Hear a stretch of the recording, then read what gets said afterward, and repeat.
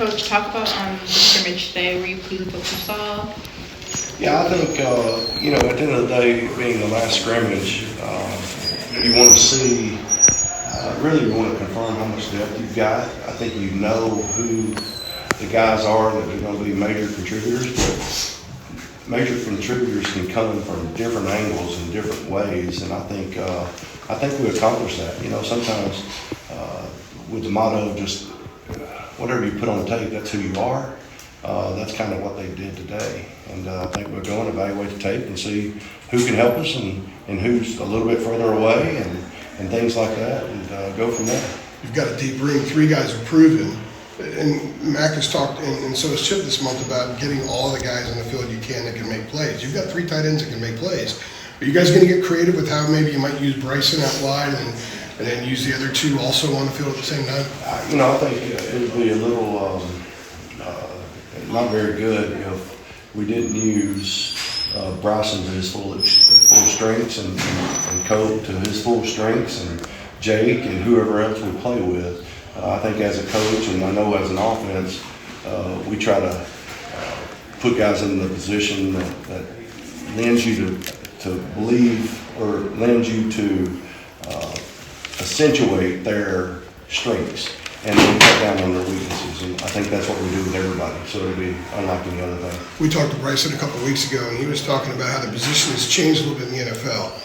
And how you've helped him with that, because the position has changed and he can do a lot of different things, but still needs to block like a tight end blocks in the NFL. Has he made progress in that area? Is he ready for that level as a blocker? Well, I think so, but I think Bryson's a big thing right now that I've stressed with him, and he's bought into it. And I don't think you could go with any other thing than just staying where your feet are. And I think Bryson does a good job of that. He wants to be the best that he can be for 2024's offense in Carolina football right now, and worry about the rest later. But of course, the experiences he's gaining right now is certainly going to help him moving forward. Before we knew that Drake May was the quarterback he would turn out to be, the tight ends were supposed to be a huge part of that game and helping him and helping the offense move. And now we're kind of in a similar spot where, we're unsure of the quarterback level, or at least how competitive it's going to be. How big of a role are they going to play again now?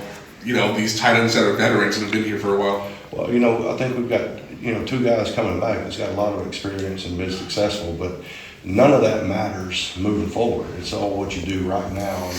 And I think that's an approach we've taken there in training camp, and that's the approach we'll take in today and week 1 and week 2, and it's kind of one day at a time, and staying where your feet are and getting the best and being the same person every time that you go on the football field. So I don't think that aspect of things will change any. And the past doesn't dictate future success. It's what you do right now. And that's the only thing we're worried about is today. Freddie, last year, John Copenhaver battled injuries pretty much, the whole season, and then, ended up missing the spring. Now that he's back, how does he look, mobility-wise, moving around, and just, from a, production standpoint? Like, how does he, look during training camp? I would define John Copenhaver as a football player. So since day 1 of training camp, nobody will feel as good as they did that day moving forward until we get to December. And John understands that. John can play banged up and nicked up, and he understands he's been a football player for a long time. I love John Copenhaver as a football player. He's mentally strong enough to get through certain things that will not hamper his ability to produce. How was it kind of last year, managing it a little bit, because, he had the brace for a little bit, and then, he just had, a lot going on. I guess last year, what was it like kind of, working with him and managing him, through those, for him to play through those injuries? Well, I think, first and foremost, that's the coach's responsibility, is to get the good players to the game. I think, first and foremost, they make me a better coach. So I wouldn't be very smart if I did something that would hamper getting them to the game. And I think that's the mode we fell into last year. But again, nobody's going to feel like they did the first day of training camp. And as the season goes on, you get more and more bangs and bruises. And, John and Bryson both are very mentally strong people. And, they bring it every day. They're the same guy every day. And that's the only thing we ask in our room is just be the same guy every day. And I don't care what that guy is. I just want the same guy every day. How much has Mac been relying on the tight ends to not only be a weapon on the passing game, but also blocking when you have an All-American running back like Amarian leading this offense this year? Well, I definitely think, the tight end is a unique position from the standpoint of they've got to be involved in both. That's where your mismatches are created, and you gain mismatches in the pass game and in the run game, and of course that's a big part of what we do. Everybody's talking about Max Johnson. What about the Johnson brother that you inherited? Well, Jake's been a little banged up lately, and we're trying to get him back and see what he can do. And right now, though, we're trying to get him healthy. Banged up? How exactly, if you're allowed to? Well, I'm not going to specify like how he's banged up or anything like that. It's just I don't know. You guys have been out there, haven't you? Have you ever been out there? No, we don't get to see Oh, from you Not don't? much, only a couple times. Really? Yeah. You can Yeah, I change just that think- if you want to. Yeah, I think Max, he's contributing when he can and things like that. So I think we just leave it at that. Does Bryson remind you of anybody? You've been around so many players in your career. I don't really try to compare players. I think each player is an entity in themselves from the standpoint of mentally, physically, and emotionally. But Bryson certainly has a skill set that transcends to the next level and transcends the position, so to speak. So, does he remind me of other people? Certain aspects of it, but I don't really try to compare players.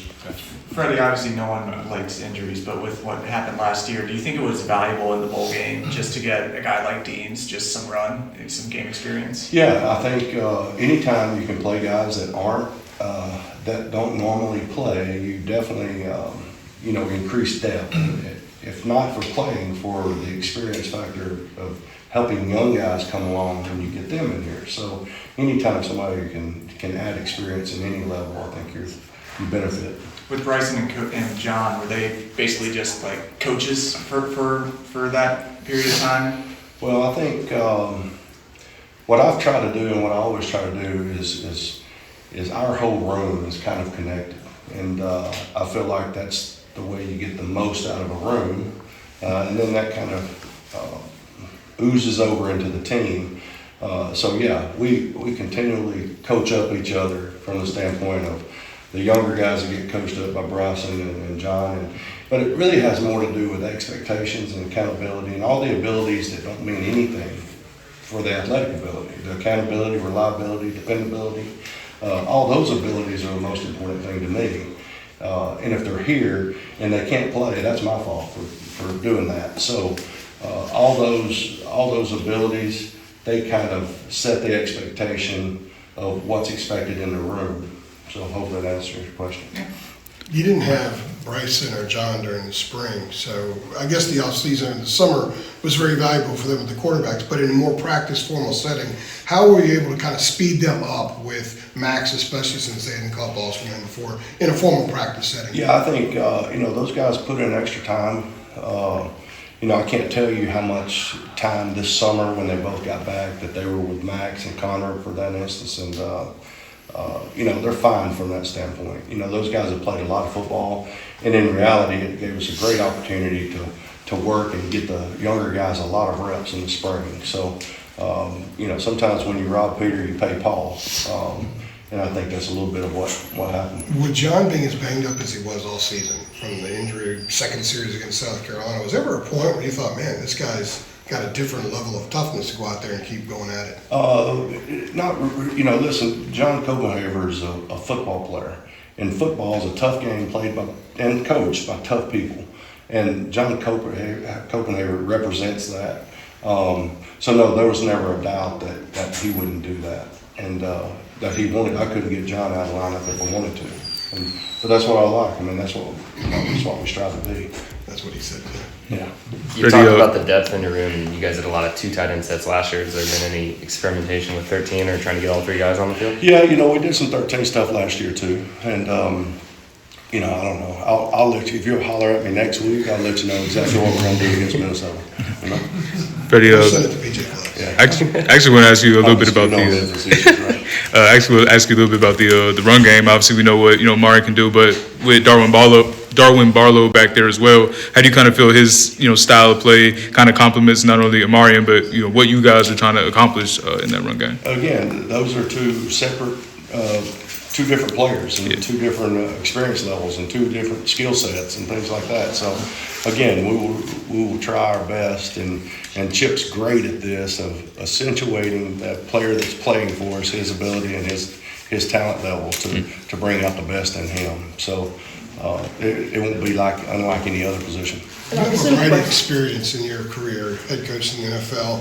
Being a tight end coach at this level, working for Mac at this program, what do you like about this role in your life professionally at this time?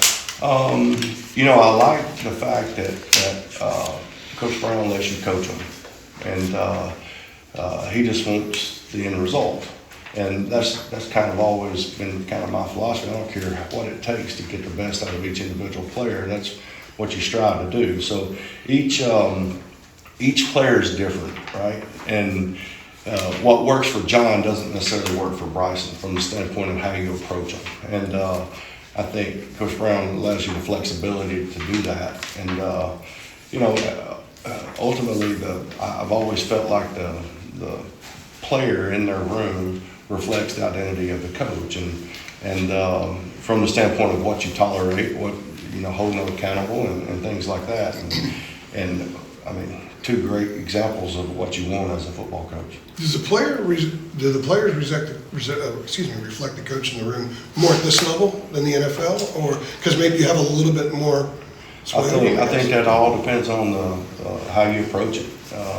I wouldn't say so. I think I think it all goes back to accountability. And some people, you get in certain situations where you're not allowed to hold people accountable. You can't necessarily play with reliable and dependable people. So going back to your original question, I think that's what Coach Brown allows you to do. He allows you to hold them accountable within your room. He allows you to play with guys that you feel are deemed dependable and reliable. And, I don't think that's always the case, no. Just for your perspective from, for Bryson and Cope, what are just aspects of their game that they're working on most now? I think every aspect of the game. I'm not a believer in you can't get better just because you're good at one area. I think to continue to strive to get better each and every day on whatever we're working on at that moment is what their mindset is on, and I think they've done a very good job of that over the year that I've been here. Freddie, just to follow up on that, what were the high points you hit with those guys, Cope and Bryson, just coming out of the spring in terms of maybe the top line things you wanted them to improve on? Well, we said, and this is a group project, I'm a firm believer in, our room is together, so we all communicate openly, and I have a sensitivity meter up on the board that we draw, and our sensitivity level within our room has to be a net zero. And I think you have to be, you have to take coaching to get coaching, and vice versa. You have to be able to receive coaching to get better. So I think both of those guys and our whole room has that mindset. And, there's certainly different things that Bryson had pinpointed that he wanted to get better, and Cope had things that he wanted to get better at. But as a coach, my ability is my desire is to get them better at everything and to make them more complete player. I like complete football players, and I think those guys take the same mindset. Can you explain that meter? Yeah, where'd you pick that one up from? I don't know. I'll let you talk to them about that. It's just coaching tool. I think. Listen, when I go home, all right, at night, if my wife wants to tell me something I did wrong, I can't get sensitive, right? So, or I can be sensitive and just shut it off and not try to get better. Mm-hmm. Sort of her role is to make me a better person, a better husband, a better father, and things like that. So if I'm sensitive in that, I'll never get better, because you get into the fact where you're hearing and not listening. Right. And I think that's the premise behind it. Right. Where did you pick that up? Was that a Parcells thing? Do you remember? Think so. He didn't allow you to be sensitive, so I don't think so. I think just from time to time you run across guys that are sensitive, and it's also the guys that aren't really coachable. Yeah. And I think they go hand in hand. Now, I'm not saying always the case, but most of the time. Was there an actual meter or what is it like? Yeah, it's just a whiteboard that we got in there and draw it up. How Two high ends. is the guy? It's actual Not on that. horizontal. On our number scale, how high have you got? It's 0 to 10, just Yeah. because it's the world view of like things Right. like that, I think, like world view. So, but really, the only thing I should, if they're gonna be in our room, it's gotta be 0, you know? Gotcha. Now, I didn't say everybody didn't start out with 0. Right. Sometimes they learn and develop it, but that goes back to the quality of room you have. That the younger guys kind of learn from the older guys, because the older guys get coached just like the younger guys Right. from that standpoint. Does each player have a line or is it the room? No, there's just the a room total, line? a couple of guys have different colors up there right now, but, Okay. Okay. you know, yeah, it's all the same measuring stick, you know? Have you hit a 10? Yeah, we got time for 2 more. Yeah. We haven't had any 10s, and we won't have any 10s. Nothing Yeah. close to 10. Yeah. Freddie, to follow up on what AJ had mentioned to you earlier about where you are at this point in your personal career, I mean, do you want to be a head coach again? Is that something you aspire to do again? You know, what I really want to do is just do the best job for Carolina. I really do. I mean, I'm having the time of my life. We love living here. My wife and I are empty nesters. We love living here. And we love Carolina. And, you know, so I'm just having, if I went out and started talking about all the things I wanted to do in the future, I wouldn't be staying where my feet are, which is the premise on everything that I coach and teach. So I'm going to just stay where my feet are and do the best I can today, you know? That kind of goes back to what you were saying about Bryson and talking about looking ahead. You got to stay with today, and that's what you preach in that room. 100%. And, you know, and Bryson's bought into it, Coach's bought into it, everybody in my room's bought into it. And that's how you get better. I just need to get a little bit better each and every day. And then you look up in 2 or 3 weeks and you've gotten a lot better. And that's kind of the premise behind it.